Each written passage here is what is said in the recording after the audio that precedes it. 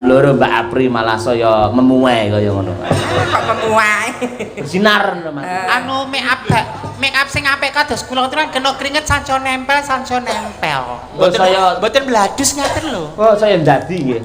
Saya apik ngono. Saya saing nggih carane menyublim ngono lho, Jas. Entek lho, berarti nek menyublim kok jenengane. Iso menyublim. Ora ngerti. Meresap maksudnya. Meresap. Kan nonton tok parfum larang. Ning kulite dhewe sok mboten cocok malah ngambar-ambar kandhane. Nek kula niku napa-napa cocok teplek tenan kula niku. Mari aku ya kalau ngusus to pring apa parfum sembarang ya masuk, parfum apa sembarang masuk. Kadang kan sirian, kulite ngene ra patut gabang, kulite ngene ra patut gak pucet. Kula apa-apa masuk. Lah iya, dasare kalau ngusus buntu dadi. Aja ditambahi buntu. Kalau ngusus tegese nganggo apa wae sarwa patut kewes. Kok pedene ram senengane. Lah nek ana sing kalembonan ra percaya diri apa? Manci gara-gara engkang mirsani tasih kathah. Tasih kathah kang jumenen kathah sanget lho aku ya. Piye sampean dadi seniman lak marem to? Longko lho gara-gara iso. Pak Suwari mbok wayangan ngoten setahun ping 3 ngoten Pak. Macen kurahan ngomong. Piye kok setahun ping 3 lho wayangan ini. Lah kok sesuk selapanan wayahe lahiran wayangan. Usahane bakso lancar. Lancar buka cabang baru wayangan. Kok nek kurang bakso nganggo baksomu. Bakso kan ya iso gawe bakso. Oh iya. Sampeyan tak aturi prisa Mbak Mimin. Babakan menapa? Pak Sahuri menika sampun paring dawuh, menika lak usahane saya lancar. Alhamdulillah. Rumah makane saya gedhe, cabange bakso saya kathah. Rencana menika mangke menawi wonten rejeki insyaallah lho. Badhe kepareng boyong wayangan wonten ing Laladan Bogor mriku. Oh iya, luar biasa. Wayangan komplit amin. Klasik ning tanpa bintang tamu. Kula tenika mboten dadi bintang tamu, wis dadi batas, wis dadi keluarga. Duduk manis wis disangoni. Oh, aku dadi keluarga to? Keluarga. Weh. Bagian cetek geni kok mriki. Kanggo gas kok cetek geni. Lah ya kaya wong lawas ae. Pak Sahuri menika pikantuk salam saking Mas Tejo. Oh, lah wingi resepsi Mas Tejo ingkang ngisi wonten Bogor nggih. Wingi-bengi pengajian. Lah nggih. Ngapunten gek ten Bogor mboten saged sowan nika jadwal suntik KB to terus aku ya tak jaga awakku. KB nggo nyepaki jaran iya. Kok nek aku karir kula agak menanjak meteng ra aku prei. KB ayo keluarga bencana apa piye sampean iki ora. Ngaturaken menapa kula diarep panjenengan sinten-sinten kula dereng jumeneng lho. Lah nggih. Kita maneman lho hayune kok ngene kok. Ora ditampilkan. Lencir lengkung-lengkung kaya aku teplek. Iya. Sinden kok kabeh do dandane nyeng kok kula sedaya ya melu-melu. Saestu to? Ning ora apa-apa nek ternyata yang hal positif diambil enggak apa-apa. Nggih. Ning niki bareng ngangge ijo ngeten iki tok cantik kaya widodari. Cantik. Jenengan niku bareng ngagem ungu masalah kaya madu mangsa. Dale pengen yoga-yoga pengen dahar. Iya. Madu mangsa lho, Mas. Aku kok bengi iki pengen disebul ya, Le. Oh, alah bagian apa to? Bojomu. Apri anggere saya isu saya ndadi ya wis. Lah Apri niku arep ayu niku anu kok pawan begenggek dadi hawane saya. Senengane. Lah kadang saben cedhak karo sapa tangane grayang tekan ngendi-endi. Kula lho Mbak Yune digrayangi aku wedok Pri ngono. Tapi anu tak belani Kak Apri. Tapi aku sebagai wanita ya ngono melihat lelaki sing ganteng, pemain sing brewoken aku ya tertarik. Oh, terus rungokno lah kowe sing mbok pilih gur Pak Kamit ya ora. Ya dhewe-dhewe aku sulme. Milih kok kembarane iki. Ya Allah Apri. Sorry bro. Niki ya sangat. Mesake Pak Kamit. Oh alah. Niki nduk Bri kita ngaturaken menapa? Bir kita ngatur ke apa nak? Napa Pak? Sing langgam-langgam kono biru jenenge piyai kene kaya Pak Sahuri mau sing dikersake lho. Senenge sing alus. Setya Tuhu, Ngidam Sari. Kira-kira sing sejenis kuwi sing kena dindangdutne ngono. Karyane Mbah Sukron ya kena pokoke sing rada nyemek-nyemek ngono. Apa nggih Pak? Anu Pak jenengan elekne Pak. Sesideman ya ora apa-apa. Lho Bapak Sahuri kan tasih lenggah nyolen ta Pak Sahuri. Lho, kaya tak kancan dene. Pancen rada isinan aku dicek ya isinan. Ora mak-mak kowe iki lanang. Oh lah iya. Nggih, sendalu Bapak. Nginjing. Kok lali? Bepilih enten pamundutan lagu Bapak. Nop mau ninggal katresnan. Pak Sahuri rumiyin ngersake napa, Pak? Najan aku bocah gunung. Oh, putri gunung. Bocah gunung. Najan aku bocah gunung. Iya. Aku ya bocah gunung, Pak, terakhir, Pak. Loh, Kediri. Iya. Bocah gunung, putri gunung, gugur gunung. Iya. Kok gundul gunung kuwi to, Pri? Ayo kanca ngayahi bojone kanca. Jenenge nek jenenge Batu Binantu Ruk Sinaruk kan ayo apa to Pri jenenge kanca. Tu Binantu Ruk Sinaruk ngono ki lho. Dikek bawa bir ben ki santai sik, pangkur yo kena apa ngono ya kena. Kan mbiyen tak kene bawa. Ha ya mbiyen. Lho. Ning ora nggih kowe tadi ya ora. Oh. Nggih sinten tadi? Wedar aja. Lele di SMS mau lho. Apa? Kula mbok didamelke lakon kalih bawa to. Lah lho Pak. Coba kalih karakter swanten kula. Nggih Pak niki Mbah niki cita-citane dados Mbak Lia Sundari, Pak. Oh, iya lah aku ngerti jane wis nyiapke lagu kan biyen nggih sampean Mbak. Sing cocok karakter kula lho. Cocok tenan. Kenapa lagune? Tur Islami religi. Lagune napa? Apa, Pak? La ilaha. Lalu lagu abadi menika. Mang damelke lagu judule Bandeng. Apa iki Banten? Banci gendeng. Abri sekate-kate. Aprizan carcor-carcor tenan. Dosane ora umum. Tenan aku anak karo anu Birgita. Bir upama suaraku Mbak Lia Sundari apa kowe Bu Kesi tenan aku wegah anu duet karo Apriti madeg dhewe. Gusti Allah ya Maha Adil tujune ya ora. Upama suaramu kok Mbak Lia kowe saya umuk kowe. Metu lanange wuk. Saya congkak kowe. Sombong men. Ya apa? Talenta dipamerkan men ngerti dadi frontliner garda depan. Nek guru menengah nyekukruk ning buri ngopo. Ayo ndek Birgita ndek. Pangkurina saya mawon nggih, Pak. Lah kuwi lek men iso kuwi. Iso bubrah.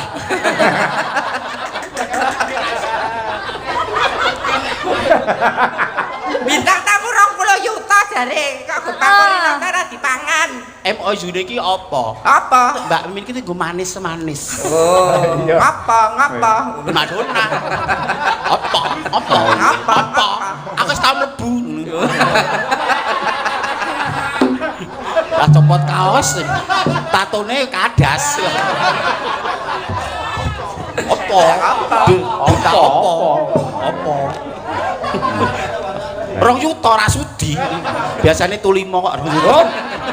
Tunggale Bagong makul lah. Ayo nduk Yo pangkurina sobir. Rina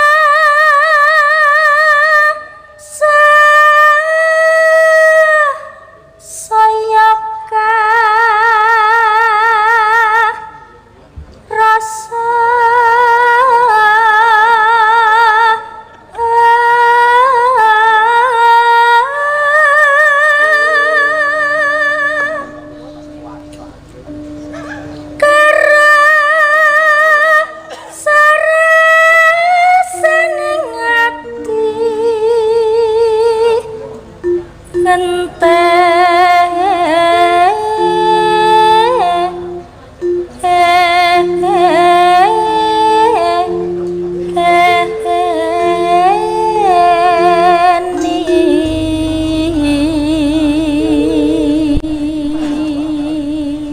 dangu mboten pinanggih rencang-rencang Madangkara.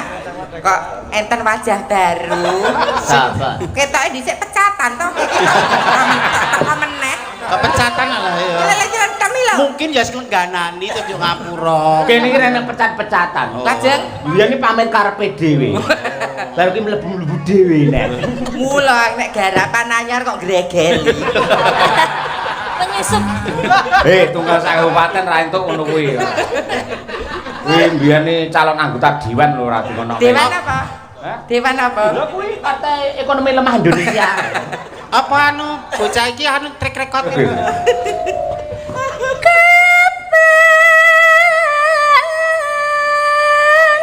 Sumanding sisihmu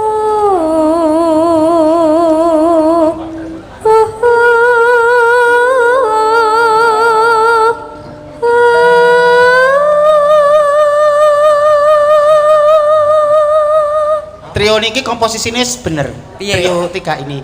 Yuk bin kita adol swara. Kowe sebagai nek joget apik luwes. Aku sebagai pengocok perut. Lawaki lho pengocok perut. Komposisi nek makanan ki bahan bakune. Aku rak campurane. Wis sakarine.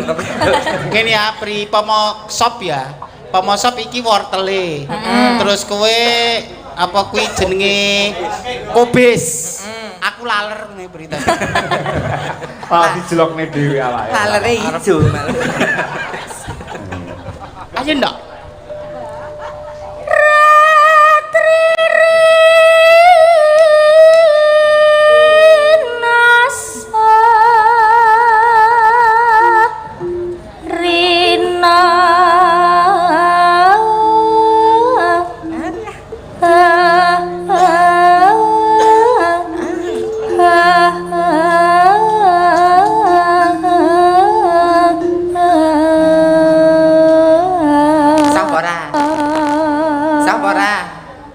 Sebagai senior jenengan harus mencontohi. Memandang sebelah mata aku malah gue cambuk. Oh iya.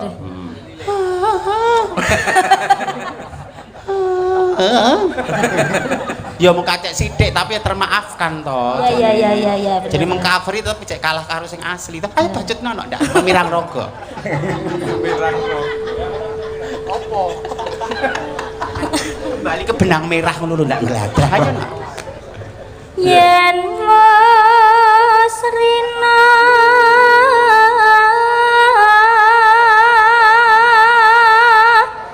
enggal ratri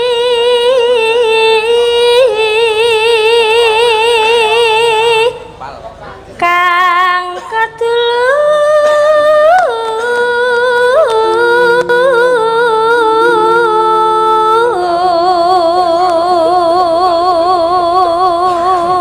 lho aku.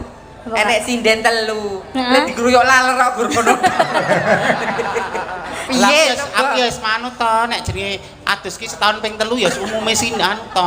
Lah jenenge wong kan dipedhingan. Oh, ki nek ping dadi sinden laris nyiri gedang ana sing ngono. Mbak Mi nek ping dadi sinden laris ketrimo adus setahun ping 3 ya rumangsaku ya wis to. Aku kan adus ora nggo banyu. Terus nggo apa? Aqua. Waduh. Aqua. Artis kau iya. Gue segurke jumbleng kan. Lah ndali kabeh dosa lho. Kowe iki lho kowe ya kepujulen lho kowe. Loh, dedet kak. Ora salah ta. Lah aku pengen beda dengan yang lain kok. Apa? Karepmu. Aku nek sikatan banyune banyu susu. Jadi wong dedet tak nggo apa? Elok. Aku ngene gur tak nggo serawung kok. Bondo turah nggo apa nek ra cuci tangan nggih apa? Kula gemuk. Niku sikat gigi ning ngangge susu kambing etawa. Langsung nyucup kok mriku. Langsung sumber. Dari sumbernya. Apri medeni, Pri. Ayo nak bir kita. Ndak kilangane enggak ayo. Ben alami jare back to nature. Back to nature. Kembali ke alam. Le. Lah aku nek botole ora higienis, ora steril. Ayo ndak bir kita ndak kilangane enggak. Mong sliramu tanah liya tak tres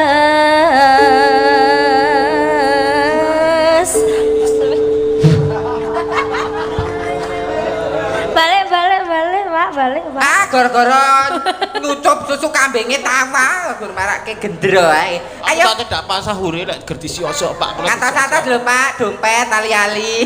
Aku tuh garong. Bintang tamu, gestar. Sing ngarani ku among tamu ya sapa? Ning patut lho, bar lenggah jejer karo Pak Sahuri lho. Patut to Mbak Apri? Patut. Patut. Miyayani merabu, papan merabu. Ha iya. Yo alah. Patut malahan. Pak Sahuri nek bika rumah makan punjen mbok kula dadi kepala cabange ngoten Pak men rodok.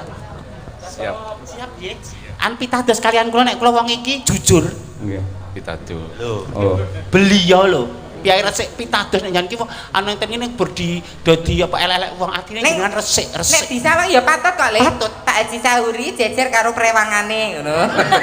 Apa tau.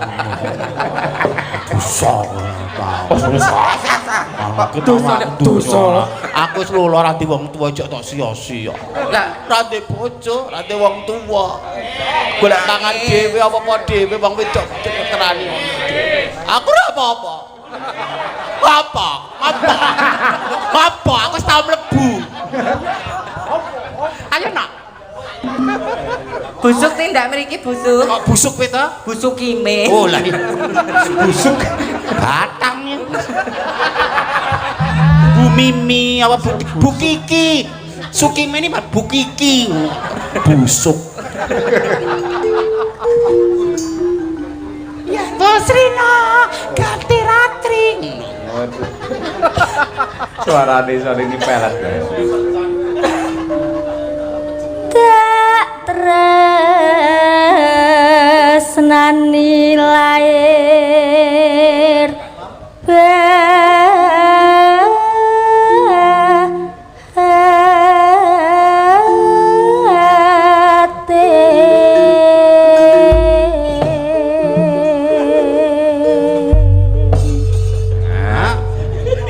Jos kaya ngono kuwi lho.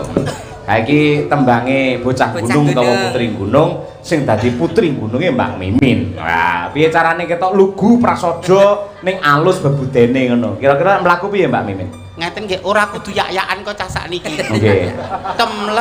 Temlek mengo geget lati. Awal. Temlek. Jadi dari hal-hal yang kecil ning iso meraati.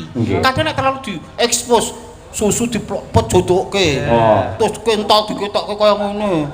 Rambute kebrangas, nganggo tank top, malah wong lanang jijik. Heeh, ora mantang malah. Nggih malah lah ngopo wis dilar kaya ngono nek Mbak Aprika Mbak Minta. Oh, isine apa ya kae ya? Wah iya. Kok tertutup wetise dah resike kaya apa ya? Ora dipamerke. Iki kowe nyeritake awakmu dhewe lho. Nyapa wong wedok ngono kuwi. Ora, piye kakung. Sesek pamane sampean wong desa mlaku, melih-melih Mbak Mimin. Mlaku, temlek mengo. Awal. Nah. Apa? Nggih. Hal-hal kecil ngoten iki Kang. Saiki sampean era saiki, cewek era saiki Mbak Apri. Iki gen milenial. Gen milenial. Yuk. Anjay. Anjir. Iki gen apa iki apa? Iki Gen Z. Gen milenial. Gen milenial. Kowe gento. Genggek. Raimu lho cantik tapi karaktermu sebagai wanita penggodai rasa dibohongi. Raimu iso cantik, iso tok pakaian, iso tok modifikasi ini. Perayaanmu le sebagai pelakor iki lho rasa diaposi. Nek aku ora tulus. Nek kan dol tinuku wis beda. Apa? Ayo. Apa? Ngapa?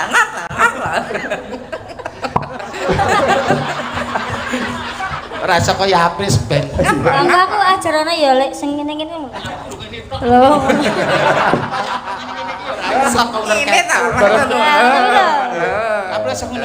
Oh iya. Lah aku malah ngapri. Lho, delakan sik ta lho, ngasih Imam. Oh, bapak aja ngerti wong wedok ngentekke sertifikat nggih modelnya. Mbok kira aku rayap kok ngentekke sertifikat. Rayap. Ayo, bocah gunung malah tekan tindi. Mas Imam. Mas Imam. Nyapa? Langsung to the point. To the point. Ayah Kamit. Panggillah pasanganmu dengan nama yang halus dengan santun apa? Piendes lho bojo. Mak Ayah Kamit. Ayah. Mas Imam. Lho Mas Kamit terus nyauri, "Iya, Bapak." Adik pengen dibuahi. Kan wis mudeng. Buahi kok mah metune pohong iki. Apa tadi ceritane wis kok metune pohong. Ngerti? Yo. Senadyan aku bocah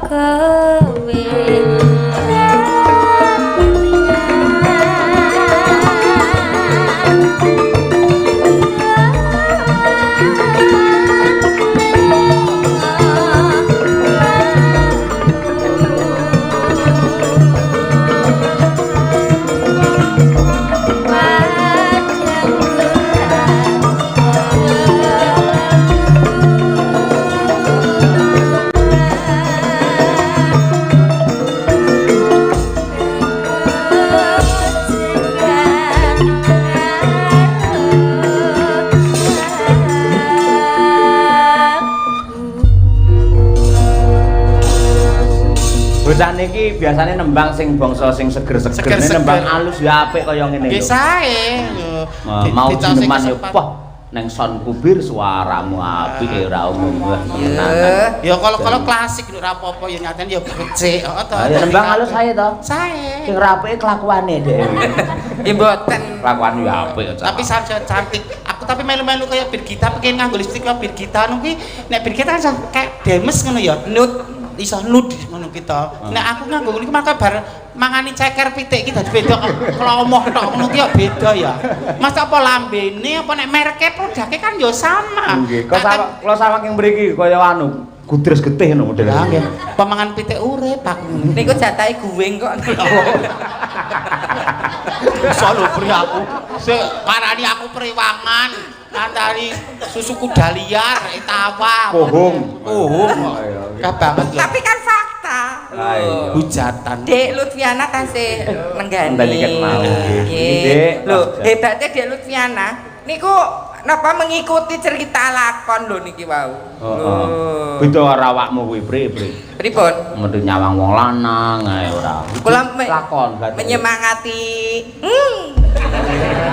Duniane apa? Ya senyum ta. Saiki tak Pri, iki ndak darani ndak sekedar darani gur pepesan kosong omong kosong. Jane sejarahe piye ben wong iki ndak darani kowe mengada-ada lho Pri. Dadi presiden buruk lho nek nganti anu. Jane kejadiane sak nyatane piye bloko? Sudah terjadi apa wong sekedar omongan apa? Wis salaman urung? Dereng. Salaman sing awal. Niki Pak Sauri Cangatan batin apa-apa lho, Bre.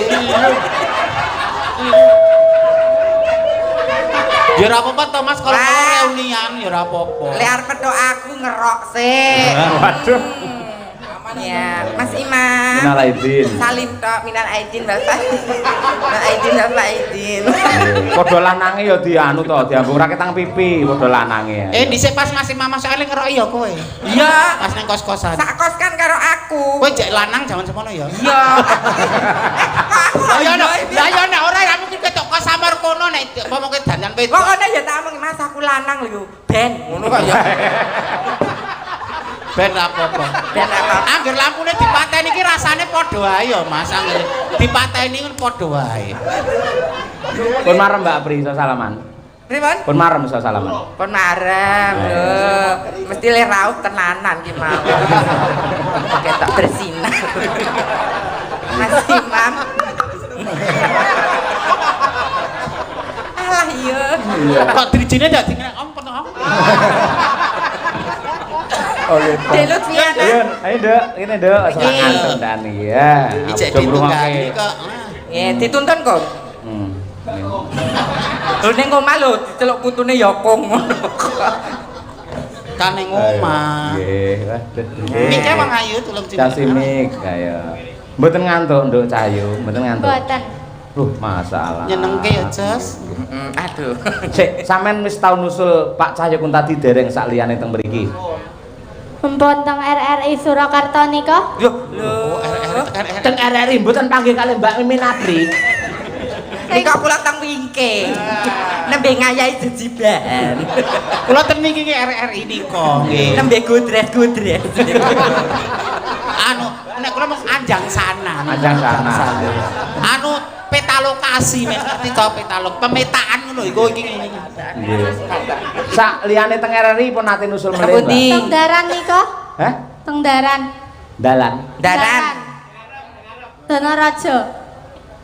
Donoraja. Nggih. Oh, alah. Pundi? Aku anu Pacitan. Oh, ngaten. Oh, pundi. Pas Bu Kesi mboten nderek nika. Oh, nggih. Kula Mbak Kusi pas nika nggih. Enggak kusi. Nggih, makasih Nduk. Mbiyen pas nang RRI kok ya ora matur, ngerti ya tak aturi nembang geger tenan RRI dan sekitarnya. Ayo. Kek doh mrika lho saking tresnane kali panjenengan lho Pak menika lho. Nah iya. Sesuk aku nge-share anu jadwal kene nusul aku ra ya kira-kira. Sing nyusul kowe paling cemplon. Ora ana sing kuwi mengidolakan aku wong siji ngene kok ora ana tau pri wong siji ra. Nembang napa Cahayu? Dek Napa no? Langgam ula tampar. Ulo tampar. Tenan. Ya berarti memang Le jam 8 ngantek jam 3 ki gek ngopo? lah iya. Apa ora gobios. Lah jeneng ngopi lho Mas kan ya sumuk gobios. Sawani ya Nduk. Bawa Nggih. sayangku. Metik. Matik seri angkeling dharma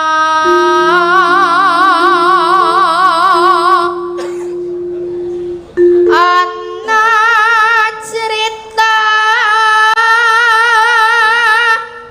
tingkaing ula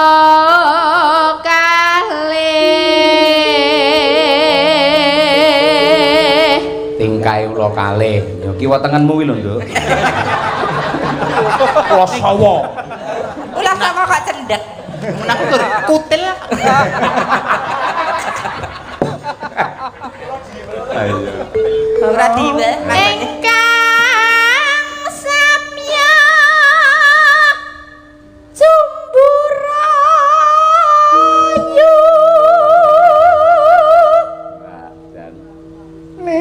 janange ula tampar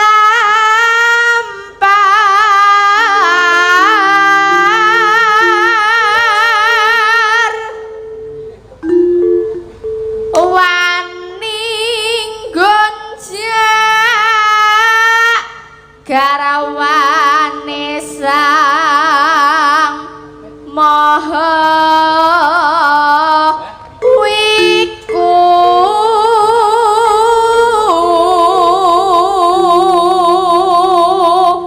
Dileleh menika Dek Lutfi menika putra tunggal menika. Oh nggih to. Nggih, naming setunggal Lah menika. Mbak Mimin jari ya putra tunggal. Nggih. Tunggal eka. Tunggal banyu. Tunggal eka. Ki lagon. Iya sayang. Anang nggih sang naga raja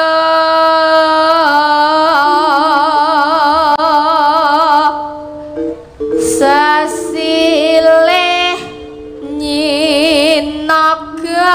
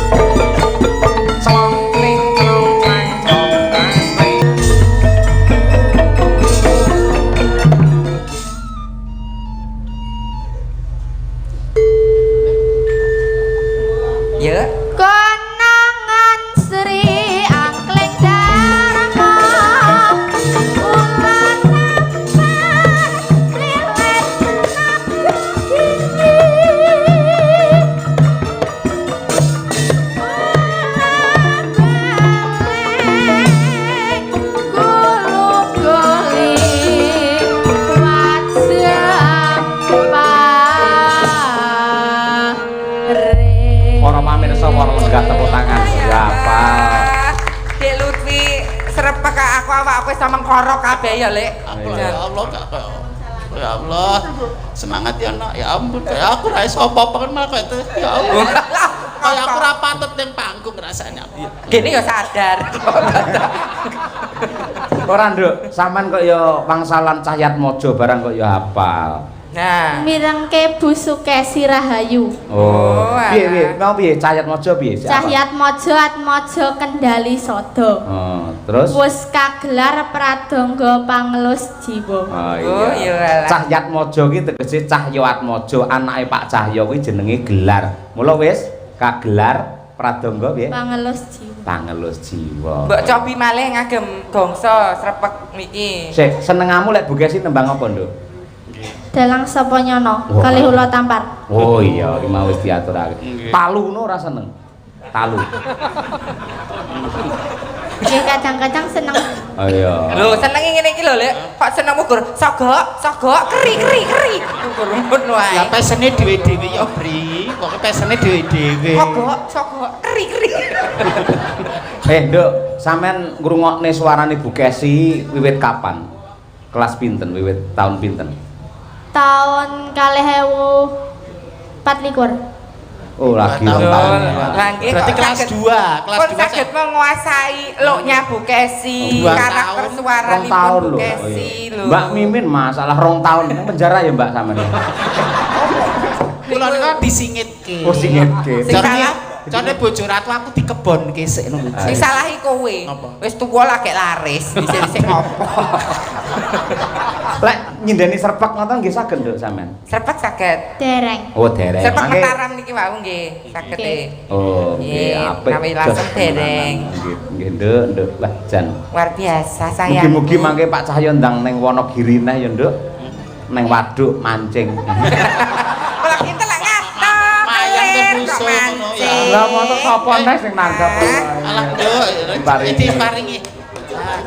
Matur nuwun, Bapak. Matur nuwun, Pak. Sinten? 2000. Oh, nggih lho, wong elah. Ayo. Ora layar 2000 ya ra. Kok kaya kowe kae ya, Lek? Apa? 20.000 Mas, sing 2.000 nggonen parkir. Oh, tak susuki 2.000. Nggih, Nduk saged anu pinarak Bu niku mesake lek. Iki Bapak ngersakaken wau praulayan. Nggih. Oh, salam. Terima kasih kalih Pak Cahya Kuntadi. Anu selak kundur to, Bu? Badhe kundur. Niten napa, Mbak? Diterkip lah. Oh, sami-sami, Mbak. Nggih. Semangat nggih. Titip nggih. Nggih. Lah pake pundi? Lek bapake? Kisah nyambut damel. Oh, nggih. Mugi-mugi dados generasi handal nggih. Hebat membawa nama baik untuk Wonogiri yang tercinta. Tepuk tangan kagem Dik Lutiana. Sembah nuwun nggih, Pak. Nyapa lak kepro iki ora.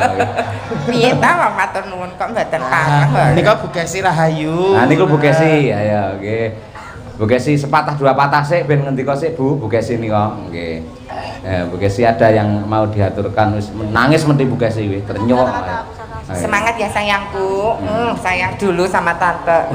Salim karo Bude. Awas kesenggrok bringosmu. Luka. Oting seridik kok. Abri iki membunuh karakter senengane kok. Nggih jumenenge Mbak Dian Munasiro dan juga Mbak Triastuti Tirnowati. Ayo coba kaya apa? Prau layar luwih dhisik. Ayo ngutus nembange. Ayo nggih. Yo diaturake yuk prau layar. Ayo Mas Noval mumpung ning kabupaten Mas. Sing banter Mas. Mau wis banter kaya ayo. Yo, weton Ngadiraja. Nah, Ngadiraja nggih. Ya Mas.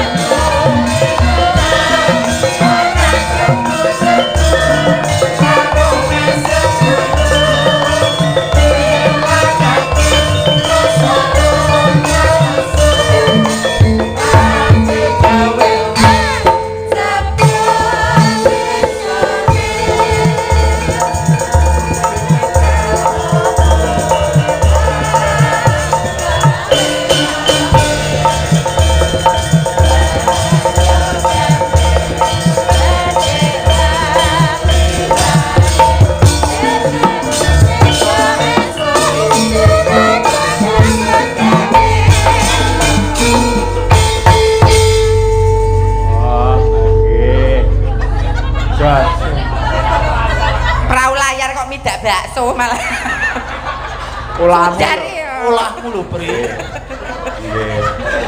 Mbok nek liburan karo Bordeaux sepite dibeda kok. Piringe ngantek pecah lho, pecah separuh. Teles kabeh. Teles kabeh. Sithik-sithik terus ke Mbak Dian terus Mbak Tuti terus Dedek Mindola. Oke. Ayo Noval.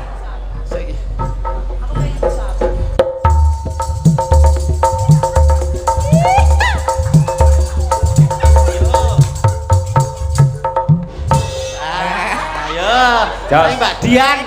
Aku ya iso. Lah ya iso. Aku ya iso. Prakteke dhewe lho, Mbak Dian. Sik, Mbak Tuti sik, Mbak Tuti sik. Contoh. Aku kloter ketiga, Pak yo ya. Ora. Ora, kloter kok Mbak Dian sing khusus asli wedok kok iki sing lanang sik kok. Lanang aku wedok. Wedok. Mbak Tuti kok melu lanang. Lihat dulu Pak, wedok. Ini wedok. Wedok. Kamu mel kon lihat dulu. Yo, siap. Yo. Iya.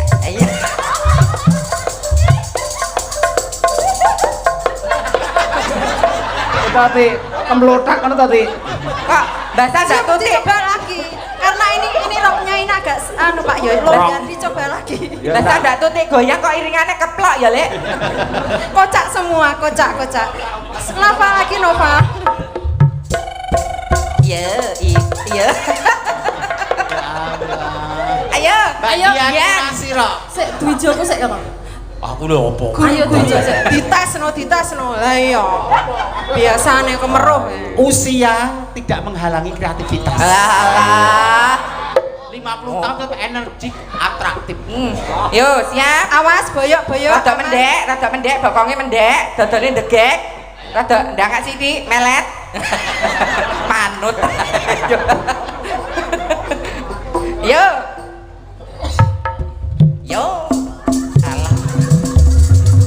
Alah.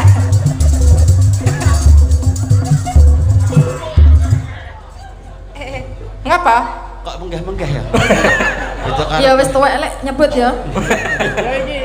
Ya, iya.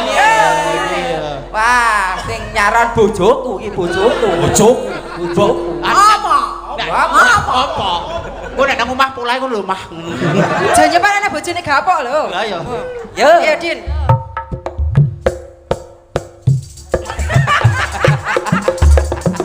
Lorenza. Terusin. Lek polahe kaya ngene kendangane ora nova kudune. Lah sinten? Engkiek. Kedendeleng ilang. Sing ae. Iya ngono nggih. Dengan lagu? Ibu-ibu ku lho sik suweneng mirsane jenengan. Nggih, sembah nuwun ibu-ibu. Busuk kanthi nggih tasih wungon. Matur sembah nuwun. Nggih. Oh iya, enten sing ngersake gubuk asmara wau. Sapa Bu Kesi? Oh, Pak anu sing badhe wayangan Piyai Pekalongan. Nggih, mau request gubuk asmara. Benjang tanggal menapa, Pak? Wah, tanggal pira Bu Kesi lali ya, Mbak. Mang kula mang selip-selip ke, Pak. Oh, nggih lek lah ngersakne anu klasik tanpa bintang tamu mriko. Wah, udan deres. Nggih. Ayo. Ya Mbak Dian sih. Bawa riyen ta? Oh iya. Engko bubar jam 5 ora apa-apa. Ora masalah lakon bacot ke sesuk rong dina wis rasan Wah, wayangan rong dina mboten napa-napa, Pak. Lah nggih. Nek kowe aja ngantek keterak srengenge. Napa? Malah lanang lho kowe engko. Nadia Gubuk asmara kok podang kuning. kaya ndek iki lho Din leh marah ya lho. Lah iya gurune. Nyingkar-nyingkur. Nyingkur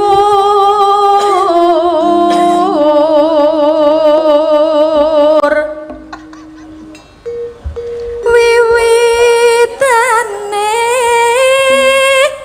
nyingkar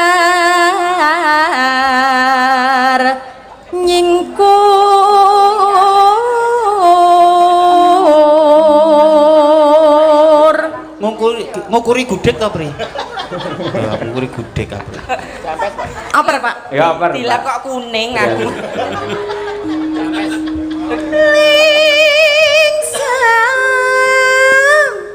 Awak. Lho, kan nek wedok asli kan harus pandai to, ngolak-ngalik ngono, aja dipaido. Pandai besi. Heeh.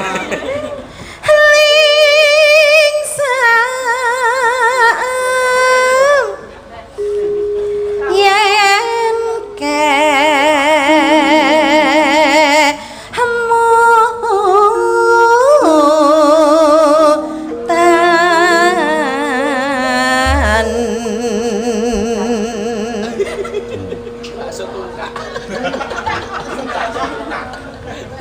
piye Kang Dar pas to Kang? Pas. Nah, ya pokoknya aku iki apa jenenge mbok salah mbok bener wis kudu bener.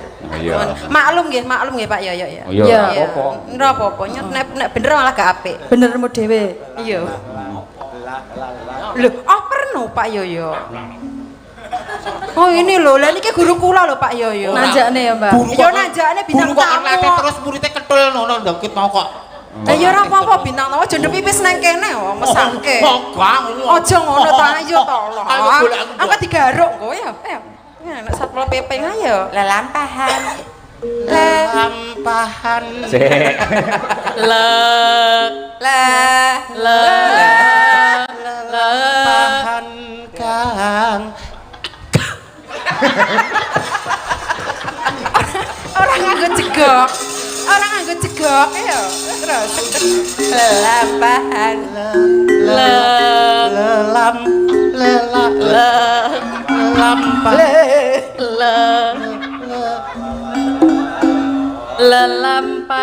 Lelampahan Kang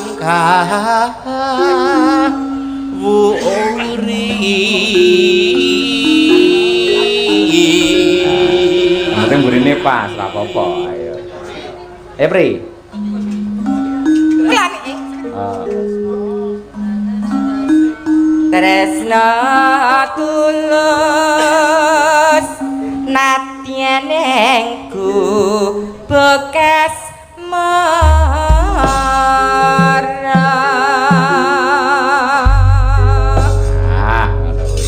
Yuk, diaturake coba kaya apa gubuk asmara. Dados.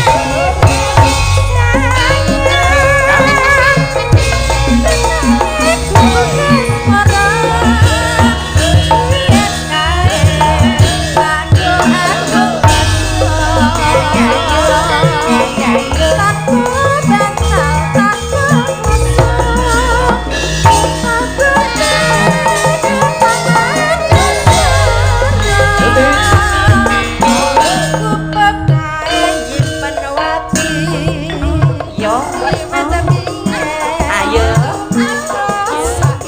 Ndak Mimin ayo.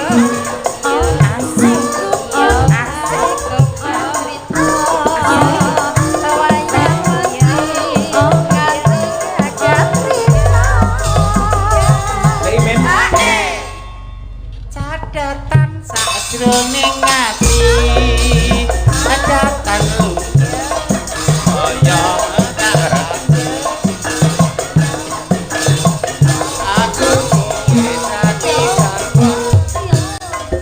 mergo lelen nek gubuk asmara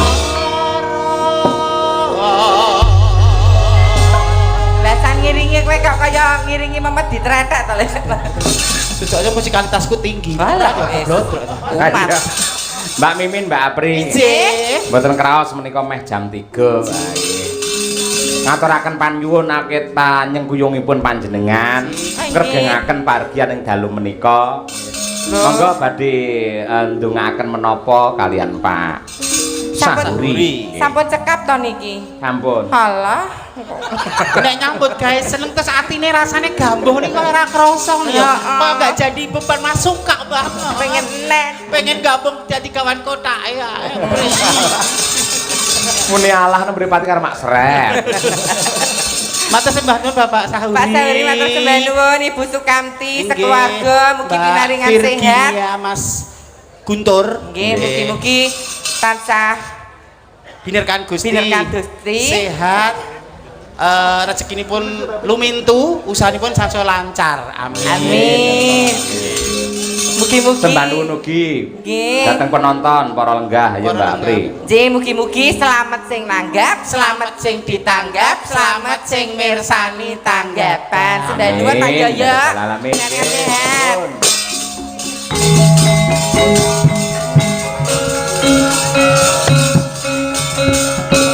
Dorong katut Karo Bapak teman terus.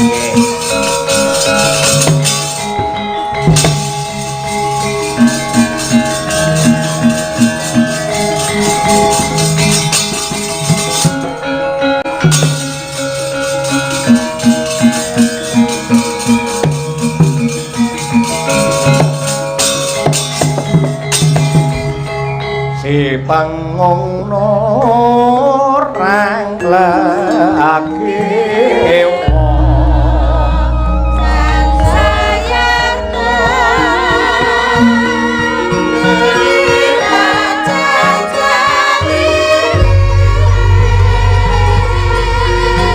semaring koden prayitno semurire beko balik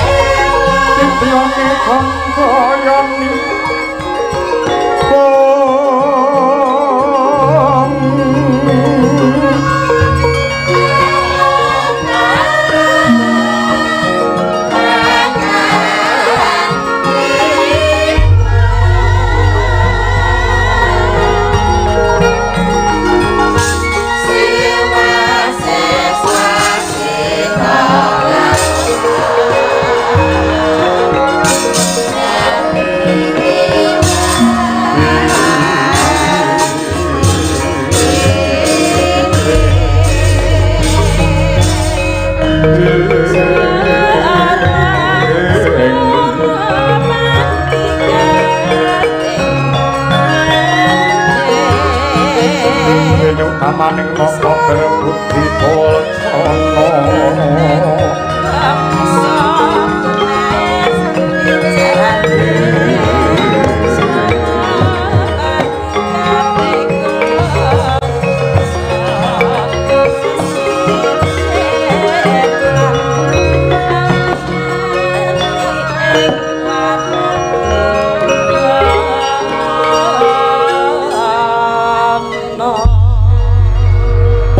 berbudi mangkono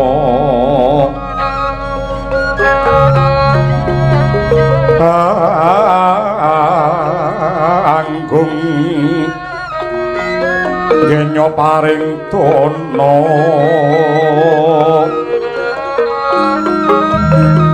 pangge kanjar saben dina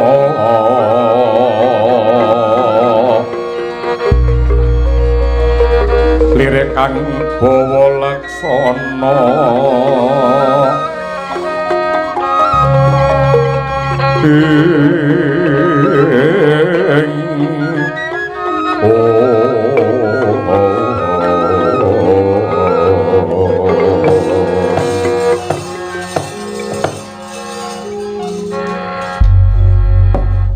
Kyai Semar rumangsa abot rasaning atiku ing dina iki. Megegek ugak-ugak sadulita melae Gus. Pancen wong dadi ratu niku sanes bebungah ning amanah. Wong dadi ratu niku dudu bebungah ning amanah, tegesipun sampeyan. Sampeyan mangke badhe nyangga jejiban sing abot. Bungah susah bejo cilakane wong sak negara Pringgondani niku dados tanggel jawab sampeyan. Bener Kyai.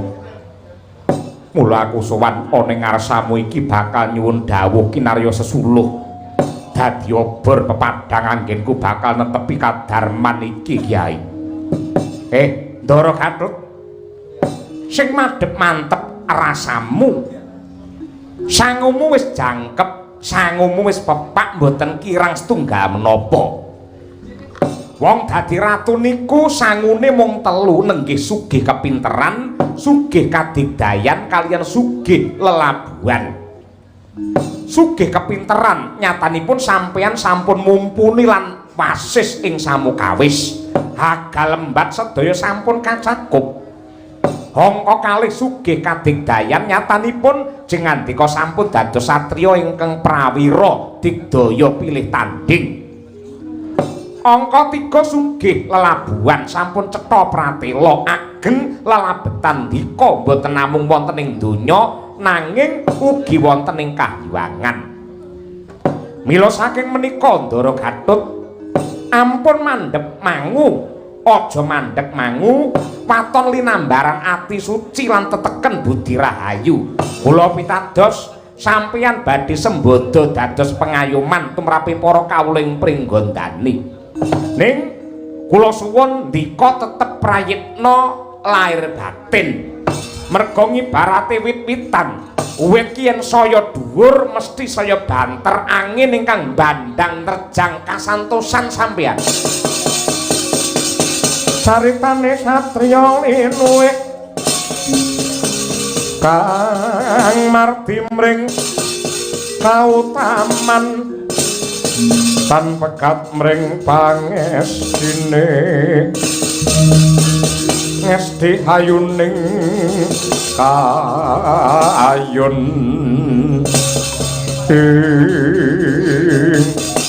Kyai Semar kaya lumaku wanci pangklong kepapak obor sewu tuturmu becik bakal tak gegem dadi pakem anggenku nindakake kadarman iki ora liwat aku Gatut Kaca ngaturake panuwun lan nyuwun pangestumu ya Kyai. Nggih teteken tekun bakal katekan sedya sing hayu badhe manggih rahayu.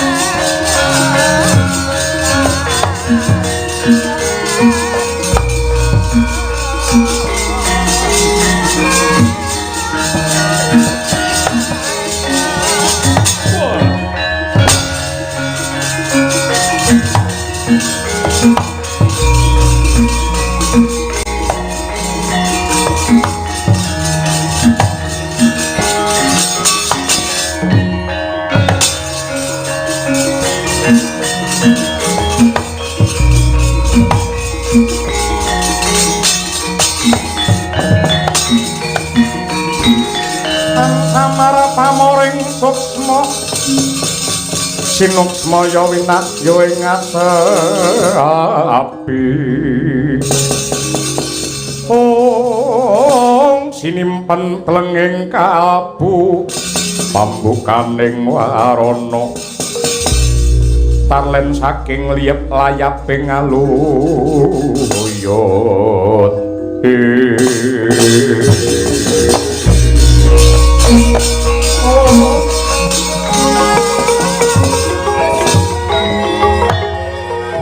waspadake ingkang prapta ning kasatriyan Glagah Pinunu adiku si Brajamusti iya kakang Brajadenta aku ingkang sowan yektine ana bab wigati ingkang bakal ndak aturake ya kakang mara kaki kowe matura sing trewaca kepiye Brajamusti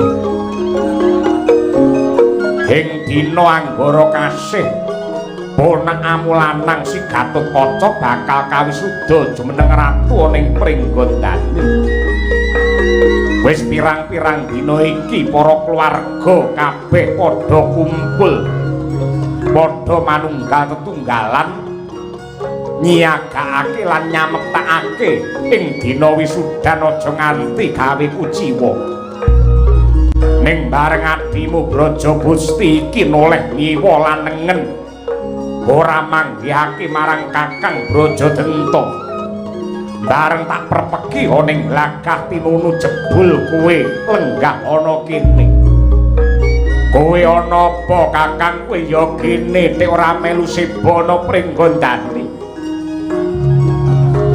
Brajamusti mestine melek mripatmu lan ngerti rasa pangrasamu. Lamun to wiwit jaman no makuna Pringgondani iki dikuasani karo para raseksa. Manut adat lan budayane wong Pringgondani sing dadi ratu ana ing negara iki ya mung bangsane buta. Nanging ya kene Ripalungguhan iki para Pandhawa gawe rekayasa rekadaya. Anakmu Gatotkaca sing blegere menungso bakal diwisuda dadi ratu. Lho kok sik Kakang. Apa kowe ora kelingan nalika Kakang Arimba kuwi mbiyen disedani karo Kakang Mas Bratasena? Aku kelawan kowe wis sumpah tekuk dengkul njaluk pengayoman karo Kakang Werkudara lan masrahake bumi Pringgondani iki marang panjenengane. Lan upamane Gatotkaca sing dadi ratu kuwi trep merga Gatotkaca kuwi ya tedhak turune Mbak Yu Arimbi kuwi trah Pringgondani. Kowe kleru, kowe linga Kakang, ora idep. Nadyan kaya ngapa lan kepiye sedumuk bathuk senyari bumi. Gatotkaca kena dadi ratu waten wis glundung sirahe Brajadenta. Lho ning kono kowe Kang.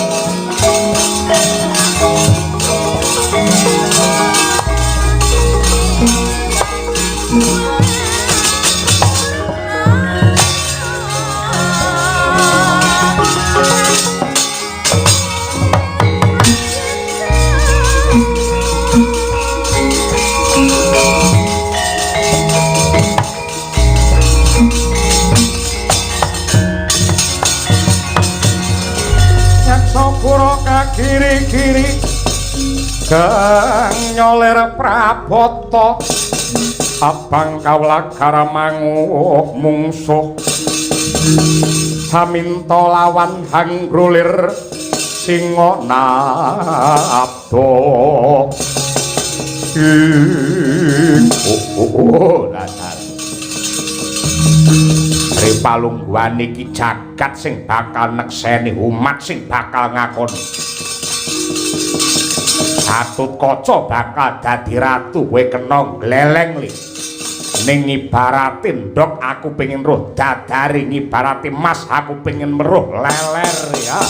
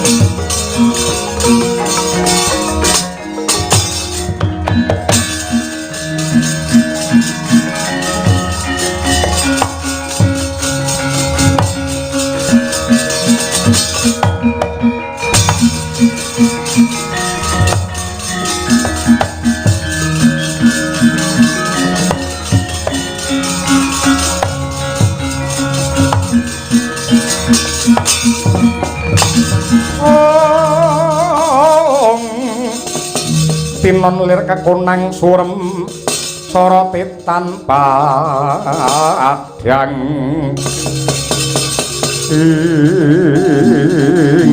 nedenging hari Respati manca warna wis kawis tinggal aglar para nayaka miwah Nerpati Narendra sepuh ing manca negari kang pinandhegan dening Sri Bagindo Matsapati nedya ngestreni tumapak ing wisudan Sang Gatotkaca ing nedya kajumenengaken ratu wonten ing Pringgondani.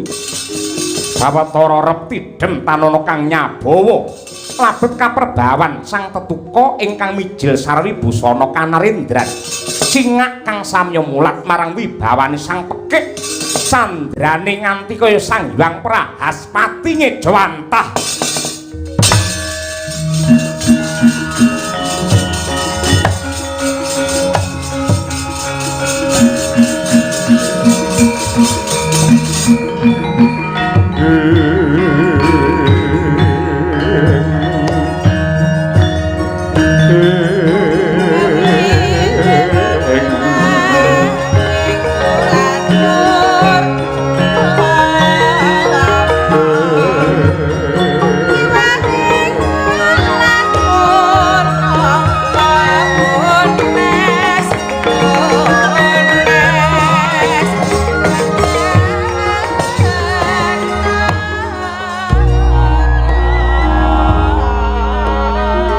Matsapati kakengku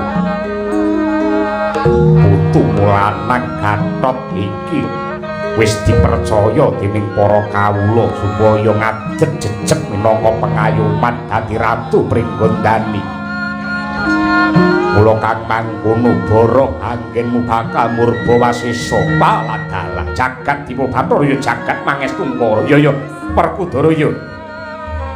Nuwun sewu kula Matsapati minangka talang atur saking para putu-putu kula Pandhawa lan keluarga Pringgondani mratelakaken bilih anak Werkudara lan Dewi Arimbi nenggih Gatotkaca nedya kawisuda jumeneng ratu ing Pringgondani kanthi awewaton utawi adhedhasar.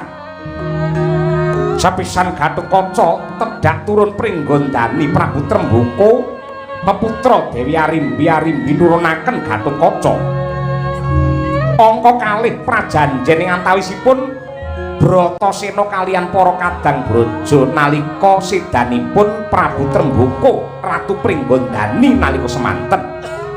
Kadang braja nenggih Braja Denta, Braja Musti, Braja Lamatan, Braja Mikalpa kala Bendana masrahaken Praja Pringgondani dumateng Werkudara. Wasana anak Werkudara kaliyan Arimbi tinetepaken dados ratu wonten ing Pringgondani.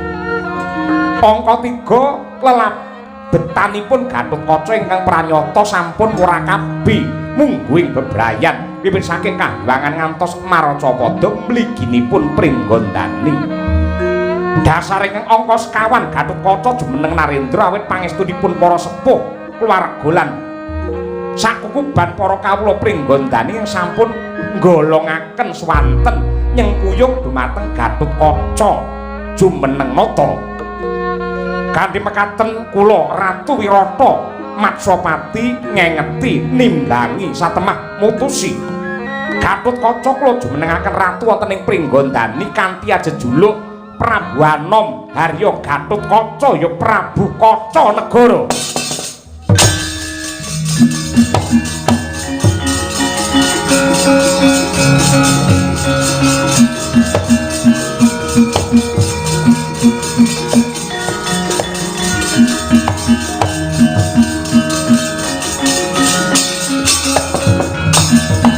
Kacarita kaya mangkono. Para-para tamu ingkang samya lenggah wonten ing Pendopo Agung Pringgondani sorak gumuruh keplok balimbalan anyeng kuyung dumateng Sang Gatotkaca sampun katetepaken jumeneng nata wonten ing Pringgondani kocap ora kaya ing andingkik saking sak jawining pasamuan mripate mencorong kaya singa anenggih satriya glagah tinunu Raden Brajadenta mangkrak krodha srumanaut minggah mencolot wonten setinggil nyaut Sang Gatotkaca geger sing padha lungguh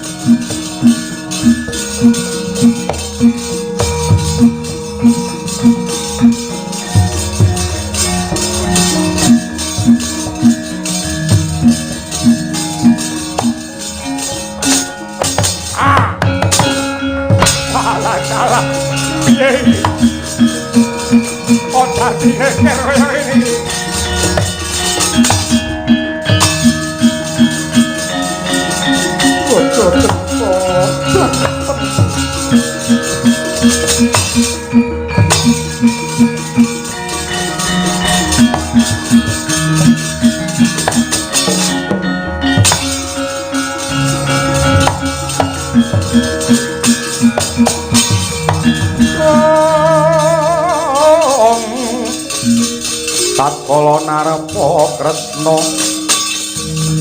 santulus hanyakring Werkudara opo karepmu ki kepiye mestine kupingmu krungu mripatmu meruh yen anakmu diancam patine karo Brajadenta kabeh para lenggah padha miyos klebu bojomu Arimbi wis cincing ning alun-alun. Lah kok kowe malah mung meneng jegrek nganti kaya tugu ki karepmu piye, Sena? Aku wegah melu cawe-cawe. Iki perkarane wong Pringgondani dudu perkarane Werkudara. Lho, Gatotkaca ki lak anakmu, ya gene kowe kok ora ngayomi.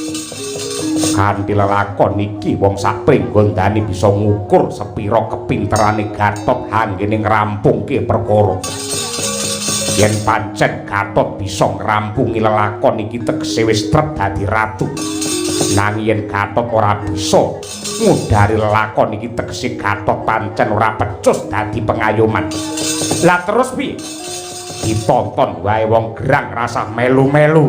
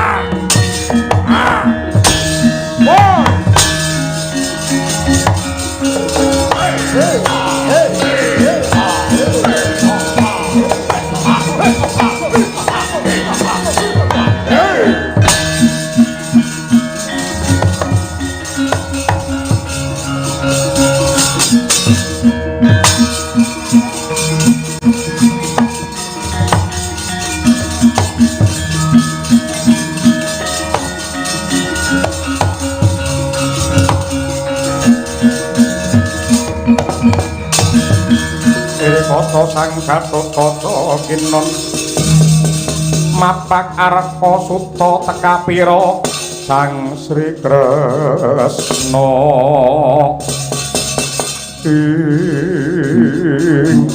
aduh Paman Brajadenta ingkang jengandika kersakaken menika kados pundi menawi kula kaanggep mboten trep dados ratu monggo bab menika dipun rembak kanthi sae Paman. Aja gembelo sirahmu wele. Wiwit jaman Noma kuno Pringgondani iki negarane buta. Yen dina iki sing dadi ratu menungsa tegese nerak pranatan ngowahi budayane wong Pringgondani. Akeh moyangku biyen le babat ling ngedekake negara iki. Direwangi toh jiwa raga mula aku ora sudi dadi kesete menungsa mapan ana bumiku dhewe. Aduh Kanjeng Paman. Babar pisan kula mboten nglegi wulan mboten wonten ceceking manah kula badhe ngremehaken golonganipun para denawa kalebet dumateng jengandika Paman Brajadenta. Kula kadhapuk dados ratu menika mboten saking pikajeng kula piyambak nanging dipun surung dening para kawula lan para pinesepuh ing Pringgondani. Ing pangajab kanthi Gatotkaca dados ratu saged dados sarana manunggaling trah Eyang Pandhu kaliyan Eyang Tremboko tegesipun antawisipun satriya kaliyan raseksa saged manunggal tetunggalan satemah ambabar kasantosan ing Pringgondani. Tembungmu ya enak-enak dipangan nanging gendong rasa milik lan pamrih. Neng arep kaya apik-apik menungsa karo buta manunggal dadi dalan kasantosan nanging gumantine wektu gumingsire dina tan murunga golongan buta dadi gedhi bale menungsa. Aku tetep ora trima. Aduh Paman, negari Pringgondani menika dumados saking 10.000 ingkang bebanjaran. Lanadyan saben golongan suku adat agama tertamtu badhe nyembuh bakuh kukuh menawi lelambaran raos panunggal. Ora bakal iso manunggal tetep beda lan ora iso rukun. Tumrap bentening pamanggih menika mujudaken kanugrahan saking pengiran. Waton bentening pamanggih menika mboten ngobak-obak kaliyan katentreman. Yen beda nganti kapan wae tetep ora iso tentrem. Benten pamanggih menika mboten dados menapa waton ingkang dipun tuju menika sami. Anenggih kangge kajayaning Pringgondani mulyani sagung para kawula dasih. Waton sedaya para kawula lan sentana menika anggadhahi niat suci lan sami anggenipun badhe mbangun Pringgondani tartamtu badhe ambabar dumateng Basuki. Pringgondani bisa tentrem, Pringgondani bisa mulya yen ditumbali patine Ratu Tugelan. Bapake menungsa mboke buta ya diapur kuwi.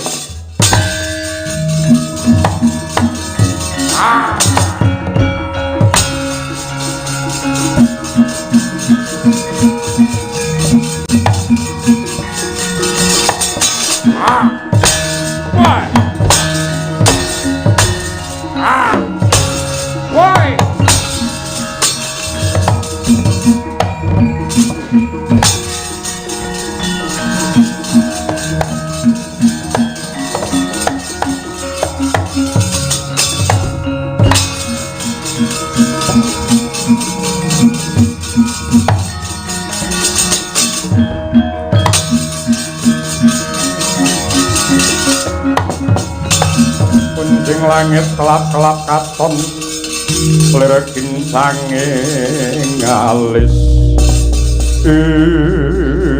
oh ger Gatotkaca ratu sing apik kuwi kudu mahambek sama bidadana denduk sing tegese nadyan ta wong liya nanging yen sugih lelabuhan kudu diparingi nugraha. Kosok baline Nadyanto kuwi kulit daging yen perlu pepunden. Yen pancen nyebar kamurkan kudu dipatrapi pidana. Bebasan rawe rantas malang putung. Sing jejeg adekmu, aku pamanmu Brajamusti sing bakal sabiyantu tetunggalan dadi kekuatanmu.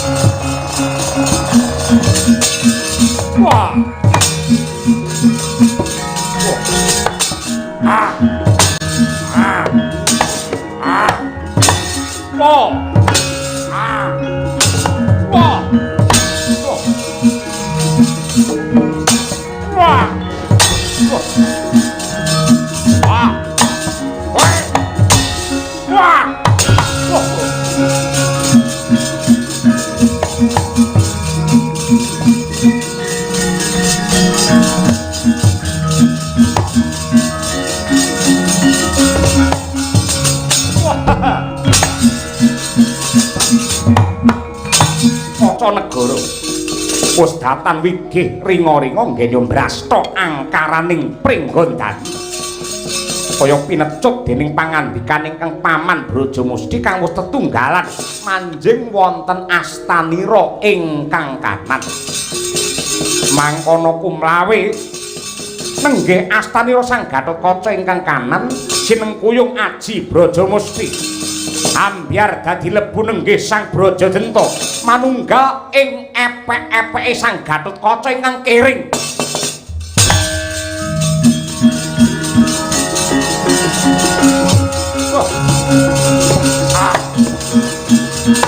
Wah.